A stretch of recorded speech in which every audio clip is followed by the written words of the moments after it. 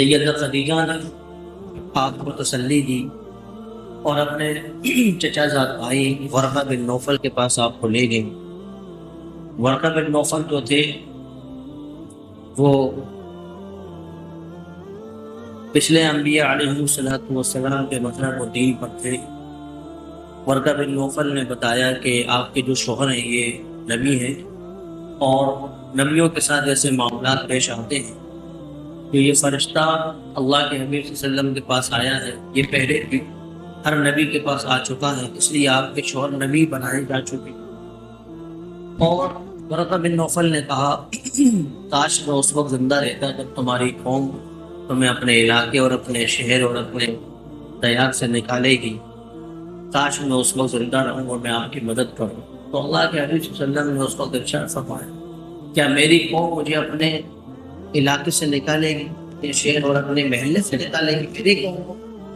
تو ورقہ بن نوفل نے کہا ہاں، انبیاء علیہ السلام جب دین کی دعوت لے کر اٹھتے ہیں تو قومیں ان کی مخالف ہو جاتی ہیں اور ان کے ساتھ بڑا نازیبا سلوک کرتی ہیں۔ اس وحی کے بعد تقریباً 3 سال تک وحی نازل رہی۔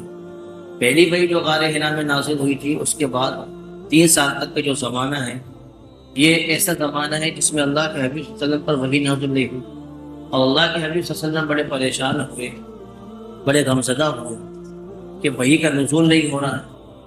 حضرت جبرائیل علیہ السلام آپ کے پاس تشریف لاتے ہیں اور آپ سے کہتے ہیں اللہ کے حبیب آپ برحق رسول ہیں، آپ سچے رسول ہیں، آپ پریشان نہ ہو، آپ کو تسلی دے دیں۔ 3 سال کے بعد پھر وحی نازل ہوئی، آیت کریمہ یا ایھا المدثر قم فانذر وربک فکبر وثیابک فطہر والرجز فاہجر ولا تمنن تستکثر ولربک فاصبر۔ یہ چند آیاتیں جو نازل ہوئی یہ دوسری وحی ہے جو 3 سال کے عرصے کے بعد نازل ہوئی۔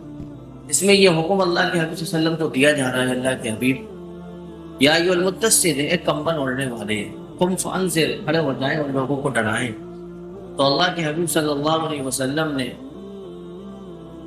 حضرت ارقم رضی اللہ تعالیٰ عنہ کا جو گھر تھا صفا کی پہاڑی پر موجود تھا، اس گھر کو اپنا تبلیغ کا مرکز بنایا، دعوت کا ٹھکانہ بنایا، دار ارقم۔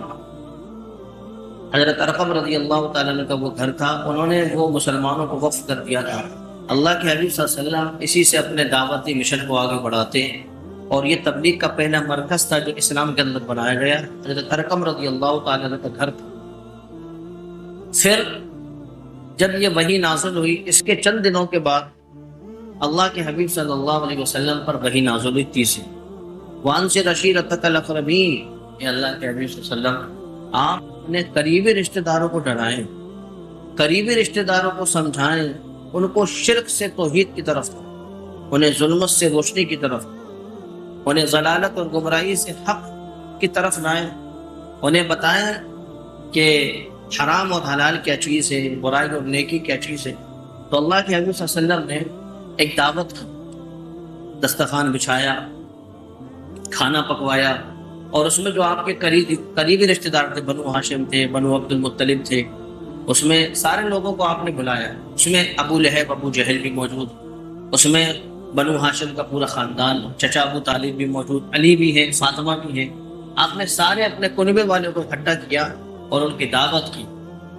جب سارے لوگ دعوت سے فارغ ہو گئے کھانے کے، تو آپ نے وہاں پر دعوتی مقصد اور دین کا مشن شروع کیا، اور آپ نے سب سے پہلے کہا اے بنو ہاشم، اے بنو عبد المطلب، اے فاطمہ، اے فلاں اے فلاں، اپنے جو کنبے والے تھے ان کو مخاطب کر کے آپ نے کہا کہ لوگوں اپنے بچاؤ کا سامان پیدا کر، جہنم کی آگ سے خود اپنے آپ کو بچاؤ، اس لیے کہ میں کسی کو بچانے والا نہیں۔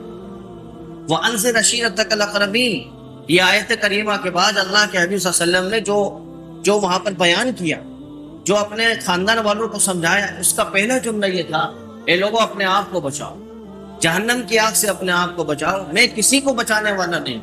یعنی اپنی چہیتی بیٹی سیدہ فاطمہ رضی اللہ تعالیٰ عنہا بھی وہاں موجود ہے، ان سے کہا فاطمہ اپنے آپ کو بچانے کا سامان پیدا کرو، میں کسی کی طرف سے کفایت کرنے والا نہیں۔ اس بات کو سن کر کسی نے کوئی جواب نہیں دیا، اور دعوت ختم ہو گئی، سب لوگ اپنے اپنے گھر چلے گئے۔ پھر اللہ کے حبیب صلی اللہ علیہ وسلم پر وحی نازل ہوئی، فاصدع بما تؤمر، فاصدع بما تؤمر، اے اللہ کے حبیب جو آپ کو وحی نازل کی جا رہی ہے، آپ کو جو چیز سکھایا جا رہا ہے، آپ کو جو بتایا جا رہا ہے، فاصدع، اس کو علل اعلان بیان کرو، علل اعلان سنائیں، مجمع میں سنائیں، بازاروں میں سنائیں، بستیوں میں جائیں، محلوں میں جائیں، اب چھپ کر نہیں بتائیں، اب لوگوں کو دار ارقم میں بلا کر نہیں بتائیں، فاصدع بما تؤمر، اب اعلانیہ تبلیغ کریں۔ تو اللہ کے حبیب صلی اللہ علیہ وسلم نے صفا کی پہاڑی پر اب کھڑے ہوئے اور آپ نے آواز لگائی، یا صبحا، یہ آواز جب لگائی جاتی تھی تو اس کا مطلب یہ ہوتا تھا، اے لوگوں چوکنے ہو جاؤ، اے لوگوں، یہ الرٹ کا الارم تھا، اے لوگوں چوکنے ہو جاؤ، اپنے ہتھیار سنبھالو، اپنے آپ کو بچاؤ کا سامان پیدا کرو، ہو سکتا ہے کوئی لشکر تم پر حملہ کر دے۔ یہ الفاظ تھا یا صبحا، اس کا مطلب یہ ہوتا تھا سرزمین عرب کے اندر ان کی زبان میں کہ اے قریش، اے بنو عبد المطلب، اے فلاں، سارے لوگ الرٹ ہو جاؤ، چوکنے ہو جاؤ۔ تو اللہ کے حبیب صلی اللہ علیہ وسلم نے جب لوگوں کو جمع ہو گئے لوگ سامنے صفا کی پہاڑی کے سامنے، تو آپ نے کہا کہ اچھا یہ بتاؤ، اگر میں تم سے کہوں کہ تمہارے اوپر ایک لشکر پیچھے پہاڑی سے، صفا کی پہاڑی سے حملہ ور ہونے والا، حملہ کرنے والا، تو کیا تم مجھے جھوٹ مانو گے یا سچا مانو گے؟ سارے لوگوں نے کہا تھا ایک زبان کے، اللہ کے اے محمد، ہم نے کبھی جھوٹ کا تجربہ نہیں کیا تمہارے ساتھ، آپ ہمیشہ سچ بولتے ہیں، آپ کی ہر بات سچی ہے، آپ صادق امین ہیں، آپ سچوں کے سچے ہیں، آپ امانت دار ہیں، آپ اگر کہیں گے کہ کوئی شخص اور کوئی فوج حملہ کرنے والی تو آپ اسے ضرور مانیں گے۔ تو اللہ کے حبیب صلی اللہ علیہ وسلم نے ارشاد فرمایا، اے لوگوں، میں تمہیں ایسے عذاب سے ڈرانے والا ہوں جو عنقریب تمہارے اوپر آ سکتا، اور میں جو عذاب آنے والا ہے اس سے میں تمہیں ڈرانا چاہتا ہوں۔ اس لیے میری بات یہ ہے، میرا کہنا یہ ہے کہ اگر تمہیں اس عذاب سے بچنا ہے، اللہ تعالیٰ کی ناراضگی سے بچنا ہے، تو اے لوگوں، قولوا لا الہ الا اللہ، تم اللہ کی توحید کا اقرار کرو، تفلحوا، کامیاب ہو۔ یہ فاصدع بما تؤمر کا جو حکم حضور کو دیا گیا تھا اس کی عملی تفسیر تھی کہ آپ صفا کی پہاڑی پر کھڑے ہوئے اور آپ نے ساری قوم کو اکٹھا کیا، اور جمع کرنے کے بعد آپ نے کہا، اے لوگوں میری بات مانو، میں سچ بولتا ہوں، میں تم سے کہہ رہا ہوں کہ عذاب آئے گا اگر تم اللہ کی وحدانیت کا، میری رسالت کا اقرار نہیں کرو گے، میں تمہیں عذاب سے ڈرا رہا ہوں، میں سچ بولتا ہوں، جھوٹ نہیں بولتا۔ اور کلمہ پڑھو، شرک سے چھٹکارا حاصل کرو، توحید کے نغمے گاؤ، اندھیروں سے نکلو، روشنی کے اندر آؤ، باطل کو چھوڑو، حق کو مانو، اور تفلحوا، تبھی تم کامیاب ہوگے کلمہ پڑھ لینے کے بعد۔ تو ابو جو لہب تھا اس نے فوراً کہا، تبا لک سائر الیوم یا محمد الہذا جمعتنا، اے محمد تمہارے لیے ہلاکت ہو، کیا تم نے ہمیں اس لیے یہاں جمع کیا تھا کہ تم اپنی لنترانی ہمیں بتاؤ، ایسی باتیں بتاؤ جو ہم ماننے کو تیار نہیں؟ ہم اپنے آبا و اجداد کا دین کیسے چھوڑ دیں؟ ہم اپنے باپ دادا کے رسم و رواج کو کیسے چھوڑ دیں؟ دادا براق نکالتے تھے تو ہم کیسے چھوڑ دیں؟ دادا تعزیہ بناتے تھے، ہم کیسے چھوڑ دیں؟ دادا جاتے تھے براقوں میں، ہم کیسے چھوڑ دیں؟ یہ ابو لہب نے اس زمانے کے اندر کہا تھا، اور کس سے کہا تھا؟ کائنات کے حبیب صلی اللہ علیہ وسلم سے کہا تھا، اے محمد الہذا جمعتنا، اس لیے تم نے ہمیں جمع کیا، ہم ایسے دین کو کیسے چھوڑ دیں تمہارے ایک لفظ کہنے پر جس پر ہمارے باپ دادا چلتے ہوئے آ رہے تھے، ہم اس کو کیسے چھوڑ دیں؟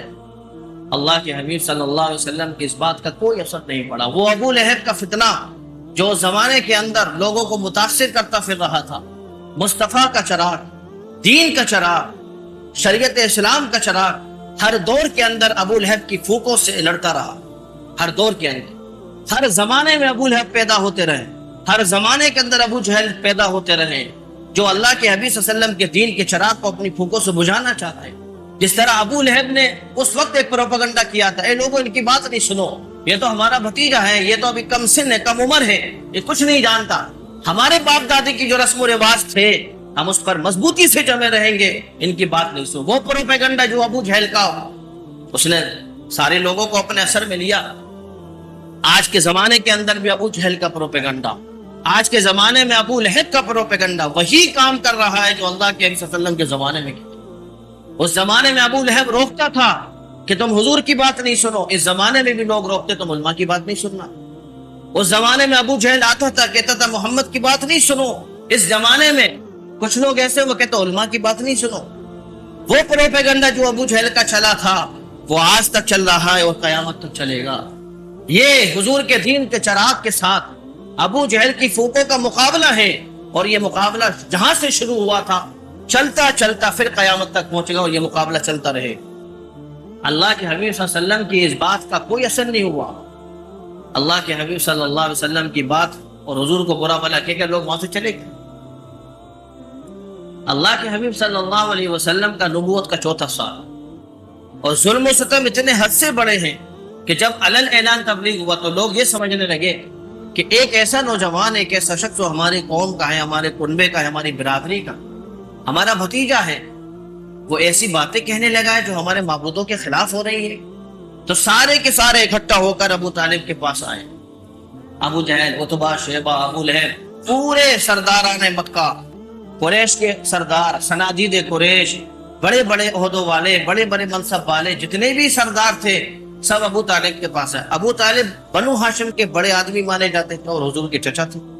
ابو طالب کے پاس ہے، فرمانے لگے ابو طالب سے اپنے بھتیجے کو سمجھاؤ، اس کو پتہ نہیں کیا ہو گیا ہے، یہ ہمارے معبودوں کی توہین کرتا ہے، لوگوں کو ان سے ورگلاتا ہے، کہتا ہے کہ معبودوں کے سامنے سر نہیں جھکاؤ، معبودوں سے مانگو نہیں، ان بتوں سے نہ مانگو اپنی حاجتیں، یہ ایسی باتیں کرنے لگا ہے جو ہمارے آبا و اجداد کے مشن کے خلاف ہیں۔ تو ابو طالب نے اللہ کے حبیب صلی اللہ علیہ وسلم کو ان کے سامنے بلایا اور کہا بھتیجے یہ حضرات کچھ کہتے ہیں۔ اللہ کے حبیب صلی اللہ علیہ وسلم کے سامنے انہوں نے اپنی پھر بات دہرائی کہ ہم یہ کہتے ہیں کہ تمہیں پتہ نہیں کیا ہو گیا ہے، ابھی تو تم اچھے خاصے تھے 40 سال سے پہلے، لیکن جیسی 40 سال کی عمر میں تم نے قدم رکھا ہے تم ہمارے معبودوں کو برا کہنے لگے ہو، لوگوں کو ان سے دور کرنے لگے ہو، یہ کہنے لگے ہو کہ وہ حاجت روا نہیں ہے، وہ مشکل کشا نہیں ہے، وہ لوگوں کی حاجتیں دور نہیں کرتے، تم لوگوں کو معبودوں سے ورگلانا چاہتے ہو، تم بھائی بھائی کے اندر تفریقہ پیدا کرنا چاہتے ہو۔ ایک گھر کے اندر اگر کوئی اسلام لے آیا تو وہ سارے رشتہ داروں سے قطع تعلق کر بیٹھا ہے، تم نے بھائی بہن کے اندر جدائی ڈال دی ہے محمد، تم نے پورے برادری قبیلے کے اندر تفریقہ پیدا کر دیا ہے، تم چاہتے کیا ہو؟ اللہ کے حبیب صلی اللہ علیہ وسلم کے چچا ابو طالب نے کہا بھتیجے مجھ پر اتنا بوجھ نہ ڈالو کہ میں برداشت نہ کر سکوں۔ اس بات پر اللہ کے حبیب صلی اللہ علیہ وسلم نے کہا تھا سارے صنادید قریش کے سامنے، مکہ کے بڑے بڑے سرداروں کے سامنے، بڑے بڑے چودھریوں کے سامنے، اور خود اپنے چچا کے سامنے اللہ کے حبیب صلی اللہ علیہ وسلم نے کہا اللہ کے اے چچا اگر یہ میرے دائیں ہاتھ میں سورج رکھ دے اور بائیں ہاتھ میں یہ چاند رکھ دے تب بھی میں اپنے مشن سے باز آنے والا، اپنے مقصد سے میں نکلنے والا نہیں ہوں، اپنے مشن سے میں باز آنے والا نہیں ہوں، میں جو کر رہا ہوں میں وہ کرتا رہوں گا، سارا مکہ میرے مخالف ہو جائے، سارے قریش کے سردار میرے مخالف ہو جائے، مجھے اسباب مہیا نہ کرائیں، میرا مال چھین لیں، مجھے ضلع بدر کر دیں، مجھے وطن سے بے وطن کر دیں، تب بھی میں اپنے مشن سے باز نہیں آؤں گا۔ اللہ کے حبیب صلی اللہ علیہ وسلم کے یہ کہنے کے بعد صنادید قریش، کفار مکہ، مشرکین مکہ کی ہمت بڑھی، انہوں نے کہا یہ شخص ایسے تو باز آنے والا نہیں ہے۔ اللہ کے حبیب صلی اللہ علیہ وسلم کا ظلم و جور کے وہ پہاڑ، تشدد اور ظلم کی وہ آندھیاں اللہ کے حبیب صلی اللہ علیہ وسلم ان کے رفقا کے ساتھ چلی ہے مکہ کے اندر۔ آپ دیکھیں بلال رضی اللہ تعالی عنہ کو مکہ کی گرم ریت پر گھسیٹا جاتا اور ان کے سینے پر گرم پتھر رکھا جاتا، یہ کون ہے؟ یہ بلال ہے، لیکن تب بھی ان کی زبان سے یہ نکلتا تھا اللہ ایک ہے، اس کے سوا کوئی معبود نہیں، اللہ ایک ہے، اس کے سوا کوئی معبود نہیں ہے۔ خباب کو دیکھیں رضی اللہ تعالیٰ، ان کو مشرکین مکہ نے گرفتار کیا، خباب رضی اللہ تعالیٰ عنہ، اور گرفتار کرنے کے بعد ان پر اتنے ظلم و ستم کے پہاڑ توڑے گئے، دیکھتے انگاروں میں حضرت خباب رضی اللہ تعالیٰ عنہ کو لٹایا، ان کے پسینے سے، ان کے خون سے اور ان کی چربی سے وہ انگارے بجھا کرتے۔ یہ کون ہے؟ یہ بلال، یہ خباب، یہ مصعب بن عمیر ہیں، جن کے پاس اتنے مہنگے مہنگے کپڑے ہوتے تھے اور اتنی عمدہ خوشبو ان کے پاس ہوتی تھی، پورے مکہ میں وہ خوشبو کی نہیں ملتی۔ بڑا خاندان تھا، بڑا قبیلہ تھا، مالدار کے اسباب کے وسائل تھے۔ آج بھی پوری دنیا کے اندر اگر کوئی مجھ سے پوچھے کہ سب سے زیادہ ایمان والے کہاں ہیں تو میں عرب کا نام نہیں لوں گا، مکہ کا نام نہیں لوں گا، میں مدینے کا نام نہیں لوں گا۔ پوری دنیا کے اندر سب سے زیادہ مضبوط والے ایمان والے کہاں ہیں؟ اگر کوئی مجھ سے پوچھے کہ وہ حضرات کہاں رہتے ہیں وہ کون ہے جن کے ایمان کو ہم معیار بنائیں تو میں فلسطین کا نام لوں گا، میں اہل غزہ کا نام لوں گا، میں مکہ کا نام نہیں لوں گا، میں مدینہ کا نام نہیں لوں گا، میں فلسطین کا نام لوں گا، جن کے قدموں کے طفیل، جن کے خاک کے ذروں کے طفیل پوری دنیا کے مسلمانوں کی عبادت قبول ہو رہی ہے۔ وہ کون ہے؟ وہ مکہ والے نہیں ہیں، وہ مدینہ والے نہیں ہیں، وہ غزہ والے ہیں، وہ فلسطین کے شہداء ہیں جنہوں نے حضرت حمزہ رضی اللہ تعالیٰ عنہ کی سنت کو زندہ کیا ہوا ہے، حضرت خباب رضی اللہ تعالیٰ عنہ کی سنت، بلال رضی اللہ تعالیٰ عنہ کی سیرت پوری دنیا کے مسلمانوں میں کون زندہ کر رہا مجھے بتاؤ۔ اللہ کے راستے میں نکلنے کا صحیح مفہوم، اللہ کے راستے میں نکلنے کا صحیح معنی، اللہ کے راستے میں نکلنے کا حقیقی مطلب کون ادا کر رہا ہے دنیا کے اندر سوائے غزہ والے، سوائے فلسطین والے؟ ان کے علاوہ کون ایمان کی جو شمع مدھم ہو چکی تھی اس کے چراغ کو جلائے ہوئے غزہ والے کون؟ پوری دنیا کے اندر اگر کوئی پوچھے کہ کس کی وجہ سے پورے مسلمانوں پر بلائیں آفتیں رکی ہوئی ہیں تو ہم کہیں گے غزہ والے، فلسطین والے، اور پوری دنیا کے اندر اس کے علاوہ کوئی ملت اور کوئی قوم، کوئی لوگ ایسے نہیں ہیں جن کے ایمان کو ہم معیار بنائیں سوا غزہ والوں۔ عمار بن یاسر یہ کون ہے جن کو باندھا گیا، ان کی والدہ کو شہید کیا گیا، ان کے والد کو شہید کیا گیا اس وجہ سے کہ صرف اور صرف یہ ایک اللہ کی وحدانیت کے گیت گایا کرتے، یہ باطل کے سامنے جھکنے والے نہیں تھے۔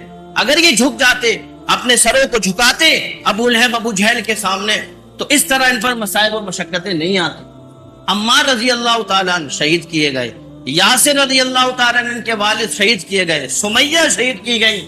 اللہ کے حبیب صلی اللہ علیہ وسلم نے ان کے بارے میں کہا تھا عمار تو ایسے ہیں کہ سر سے لے کر پاؤں تک ایمان میں یہ رچے بسے ہوئے ہیں، یعنی سر سے لے کر پاؤں تک ان کے اندر ایمان، عمار ایسے ہیں۔ اور جب ان کی والدہ شہید ہوئی تو حضور وہاں سے گزرے، آپ نے کہا صبرن یا آل یاسر، اے یاسر کے گھر والوں صبر کرو، فإن موعدکم الجنہ، تمہارے لیے جنت کا وعدہ ہے۔ یہ کون لوگ ہیں؟ یہ مصعب بن عمیر، یہ عمرو بن عاص رضی اللہ تعالیٰ، یہ حبیب اور خباب، یہ کون ہیں؟ یہ رائے حق کے وہ سپاہی ہیں جنہیں ظلمتیں پسند نہیں تھی، جنہیں روشنی پسند تھی، جنہیں کفار کی باتیں پسند نہیں تھی، اللہ کے حبیب صلی اللہ علیہ وسلم کی باتیں پسند تھی۔ صرف یہی فکریں ہیں جو دنیا کے اندر چل رہی ہیں، ایک طرف فکر و نظر اللہ کے حبیب صلی اللہ علیہ وسلم والی ہے اور ایک طرف فکر و نظر ابو لہب ابو جہل والی۔ جہاں جہاں مسلمانوں سے باطل ٹکر لے رہا ہے، جہاں جہاں اہل حق باطل سے ٹکرا رہے ہیں، وہاں دو فکریں کام کر رہی ہیں، ایک طرف اللہ کے دین کو بجھانے والے لوگ موجود ہیں، ایک طرف اللہ کے دین کو چراغ کی مدھم کو سجانے والے لوگ موجود ہیں۔ ایک طرف باطل کھڑا ہوا ہے، ایک طرف حق کھڑا ہوا ہے۔ اسی لیے اللہ کے حبیب صلی اللہ علیہ وسلم نے ارشاد فرمایا پوری دنیا سے جب ایمان ختم ہو رہا ہوگا کہیں تمہیں ایمان نہیں ملے گا، صرف ایمان فلسطین کے اندر سمٹ کر آ جائے، صرف فلسطین ایسی جگہ ہوگی جہاں پر تمہیں اہل ایمان ملیں گے، اور ساری دنیا کے اندر مسلمان تو ملیں گے لیکن اہل ایمان نہیں ملیں گے۔ یہ اللہ کے حبیب صلی اللہ علیہ وسلم نے ارشاد فرمایا ہے۔ جب ظلم و ستم حد سے بڑھ گیا مکہ والوں کا تو اللہ کے حبیب صلی اللہ علیہ وسلم نے چند لوگوں سے کہا آپ ہجرت کر جاؤ۔ سب سے پہلی ہجرت جو اللہ تبارک و تعالی کے راستے میں کی، سب سے پہلی ہجرت سید عثمان غنی رضی اللہ تعالیٰ ان کی اہلیہ جو حضور کی بیٹی تھی، انہوں نے ہجرت کری۔ 12 مرد تھے اور 4 عورتیں تھیں۔ سب سے پہلے اللہ کے راستے میں یہ لوگ ہجرت کر کے مکہ سے حبشہ گئے۔ حبشہ آج کا جو ایتھوپیا ہے وہ حبشہ کہلاتا تھا اس زمانے کے اندر، وہاں ہجرت کر کے پہنچے۔ پھر کچھ دنوں کے بعد دوسری ہجرت کری جس میں 82 مرد تھے، 16 یا 14 یا 12 عورتیں تھیں۔ یہ دوسری ہجرت اللہ کے راستے میں سب سے پہلے نوح علیہ السلام کے بعد اسی قوم نے کی۔ اللہ کے حبیب صلی اللہ علیہ وسلم کی نبوت کو 6 سال ہو چکے ہیں۔ مشرکین مکہ نے مشورہ کیا کہ حضور کریم صلی اللہ علیہ وسلم کا یہ مقصد، یہ دعوت، یہ مشن پھیلتا جا رہا ہے، اس کو روکنے کا طریقہ کیا ہے؟ ہم ابو طالب کے پاس گئے، انہوں نے منع کر دیا۔ ہم نے بڑے بڑے جتن کیے لیکن حضور کا جو مقصد تھا، اللہ کی توحید کا مشن تھا، وہ ایک دم پھیلتا اور پھولتا جا رہا، اس کو روکنے کا مقصد کیا ہے؟ تو مشورہ ہوا کہ حضور کی باتوں کو کہو کہ یہ کاہن کی باتیں کرتا ہے، کسی نے کہا کہو یہ مجنون اور پاگل ہے، اس کی باتیں نہیں سننا، حج کا موسم آ رہا ہے، حج کے اندر لوگ آئیں گے، حضور کی بات سنیں گے، ان سے متاثر ہوں گے، اس لیے یہ بات پھیلا دی جائے کہ اللہ کے حبیب صلی اللہ علیہ وسلم جادوگر ہیں، کاہن ہیں، یہ باتیں ایسی کرتے ہیں کہ لوگ ان کی زندگی کے اندر ان سے وابستہ ہو جاتے ہیں، ان کی باتیں ان پر اثر ڈالتی ہیں۔ تو لوگوں نے یہ مشورہ کیا، یہ اعلان کر دو حضور جادوگر، حضور جادوگر۔ اللہ کے حبیب صلی اللہ علیہ وسلم کے بارے میں یہ اعلان کیا گیا، حضور جادوگر۔ اب حج کے دوران بڑے بڑے قبیلوں کے جو سردار ہوتے وہ حج کرنے کے لیے حج کے موسم میں آئے اور بیت اللہ کا طواف کرنے کے لیے لوگ آتے جا رہے۔ اس میں ایک ہے طفیل بن عمرو دوسی، ان قبیلوں میں ایک ہے طفیل بن عمرو دوسی۔ ان سے کہا کفار مکہ نے، دیکھو میرے بھتیجے محمد صلی اللہ علیہ وسلم کی بات نہیں سننا، جو اس کی بات سنتا ہے وہ جادو میں مبتلا ہو جاتا ہے۔ طفیل بن عمرو دوسی نے ارادہ کر لیا میں اس کی بات سنوں گا نہیں، لیکن اللہ کے حبیب صلی اللہ علیہ وسلم جب مکہ میں تلاوت کر رہے تھے سین حرم کے پاس، تو طفیل بن عمرو دوسی وہاں سے گزرے، کانوں میں روئی لگا رکھی تھی، لیکن اللہ کے حبیب صلی اللہ علیہ وسلم کی آواز کانوں میں پہنچی تو روئی اتاری اور وہ قرآن ہدایت بن کر آپ کے سینے کے اندر پیوست ہو گیا۔ آپ نے وہی اللہ کے حبیب صلی اللہ علیہ وسلم سے کہا، اے محمد تم کہتے کیا ہو؟ اللہ کے حبیب صلی اللہ علیہ وسلم نے الحمدللہ نحمدہ ونستعینہ ونستغفرہ یہ پورا کا پورا خطبہ پڑھا۔ تو طفیل بن عمرو دوسی نے کہا، یہ ایک ایسا کلام ہے جو آپ کی زبان سے نکل رہا ہے، یقیناً یہ بندے کا کلام نہیں، اللہ کا کلام ہو سکتا۔ پھر اللہ کے حبیب صلی اللہ علیہ وسلم نے دعا مانگی، یا اللہ عمر بن خطاب کے ذریعے اسلام کو شوکت عطا فرما، یا ہشام ابو جہل کے ذریعے اسلام کو شوکت عطا فرما۔ دونوں کے حق میں دعائیں تھیں، لیکن اللہ تبارک و تعالیٰ نے عمر بن خطاب کے حق میں یہ دعا قبول کری۔ عمر بن خطاب رضی اللہ تعالیٰ نے کہا، سارے صنادید قریش سے تم نے بڑے جتن کیے ہیں حضور کو قتل کرنے کے لیے، قتل نہیں کر پائے، اب مجھے دو موقع، میں اللہ کے حبیب صلی اللہ علیہ وسلم کا سر ابھی تمہارے قدموں میں لا کر دیتا ہوں۔ عمر بن خطاب یہ خطاب کے بیٹے تھے، ان کا قبیلہ بھی بڑا بہادر تھا، لوگوں نے سوچا تھا کہ یہ قتل کر لیں گے۔ عمر بن خطاب نکلے، کسی نے کہا کہ اپنے گھر کی خبر لو، تمہاری بہن بھی اسلام لے آئے گی، تمہارا بہنوں بھی اسلام لے آئے۔ تو آپ نے کہا ٹھیک ہے میں سیدھے گھر جاتا ہوں۔ آپ گھر پہنچے تو خباب رضی اللہ تعالیٰ نے ان کی بہن اور بہنوں کو قرآن سکھا رہے۔ عمر پہنچے، عمر رضی اللہ تعالیٰ دروازہ کھٹکھٹایا، خباب کو معلوم چلا عمر آ گئے۔ خباب رضی اللہ تعالیٰ چارپائی کے نیچے چھپ گئے اور پوچھا، ہاں بہن کیا پڑھ رہی تھی؟ اللہ کے حبیب پر نازل کردہ کلام پڑھ رہی تھی۔ عمر بن خطاب نے اپنی بہن کو بھی مارا، اپنی بہنوں کو بھی مارا، لیکن وہ بھی تو عمر کا ہی خون تھی۔ تو وہ کہنے لگی، بھائی تم مارتے مارتے تھک جاؤ گے، میں پٹتی پٹتی تھکوں گی نہیں۔ اتنا شدید مارا، جب تھک گئے وہ دعا جو حضور کریم صلی اللہ علیہ وسلم نے 3 دن مانگی تھی، سوموار کی رات میں بھی دعا مانگی، منگل کے دن بھی وہ دعا مانگی، بدھ کے دن بھی وہ دعا مانگی، جمعرات کے دن عمر بن خطاب کے ساتھ یہ واقعہ پیش آیا، ان کا دل نرم پڑا اور انہوں نے کہا اپنی بہن سے لاؤ وہ کون سا کلام ہے جو تم پڑھ رہی تھی؟ انہوں نے کہا یہ ایسا کلام ہے اس کو ناپاکی حالت میں چھوا نہیں جاتا۔ عمر بن خطاب رضی اللہ تعالیٰ نے کو غسل کرایا، غسل کر کے آپ آئے، وہ جو کلام نازل ہوا تھا جو وہ لوگ تلاوت کر رہے تھے، سورہ طٰہٰ 16واں پارہ جہاں آدھا ختم ہو رہا ہے سورہ مریم کے بعد، طٰہٰ مَا أَنزَلْنَا عَلَيْكَ الْقُرْآنَ لِتَشْقَىٰ، جیسی قرآن کریم پڑھا تو قرآن کریم تو جاذب نظر ہے، قرآن کریم کے اندر تو ایک کیفیت ہے جو دلوں کے اندر، مردہ دلوں کے اندر زندگی کی کیفیتیں پیدا کرتی ہے۔ جیسی قرآن پڑھا عمر بن خطاب کے اندر جو کفر و شرک کی گندگی تھی وہ نکلی، اور حضور علیہ الصلوۃ والسلام کی جو دعا تھی وہ رب دو جہاں کے بارگاہ میں قبول ہوئی، اور اللہ کے حبیب صلی اللہ علیہ وسلم کے پاس جانے کو بے قرار ہوئی۔ عمر کو لے جایا گیا، اللہ کے حبیب صلی اللہ علیہ وسلم دار ارقم میں موجود ہیں، حمزہ موجود ہیں، سارے لوگ موجود ہیں۔ عمر آئے، گھٹنوں کے بل گرے، وہ گرنے کے بعد اسلام قبول کیا۔ حضور نے فرمایا عمر کا اسلام لانا اسلام کو بھی پسند ہے، عمر کے اسلام لانے سے اسلام کو 4 چاند لگے۔ سنو، جو دین کی دعوت دے گا، جو اپنے حق کے دعوتی مشن کو زندہ رکھے گا، یہ کوئی پھولوں کی سیج نہیں ہے، دین کا کام یہ کانٹوں بھرا راستہ ہے، یہاں لوگوں کا نشانہ بھی بننا پڑتا ہے، اور تانا زنی بھی سہنی پڑتی ہے۔ دین کو پھیلانے کا جو مشن ہے، دین کو پھیلانے کا جو مقصد ہے، وہ کوئی پھولوں کا بستر نہیں ہے۔ لوگ فبتیاں بھی کسیں گے، گالیاں بھی دیں گے، تانا زنی بھی کریں گے۔ 3 سال تک مصعب بن عمیر اور پورے ابو طالب کا بائیکاٹ کیا، کس نے؟ قریش مکہ نے۔ کہ حضور اپنے مشن سے مانتے نہیں ہیں، اب ہم ان 3 سال کا بائیکاٹ کریں گے، ان کو کوئی کھانا نہیں دے گا، ان سے کوئی رشتہ داری نہیں رکھے گا، ان سے کوئی ہم کلام نہیں ہوگا، ان کے ساتھ کوئی معاملہ نہیں ہوگا۔ 3 سال تک شیخ ابی طالب کی گھاٹی کے اندر پورا بائیکاٹ کیا۔ 3 سال شیخ ابی طالب میں ایک دانہ نہیں گیا۔ بچوں نے ماؤں کی گود میں دم توڑا ہے۔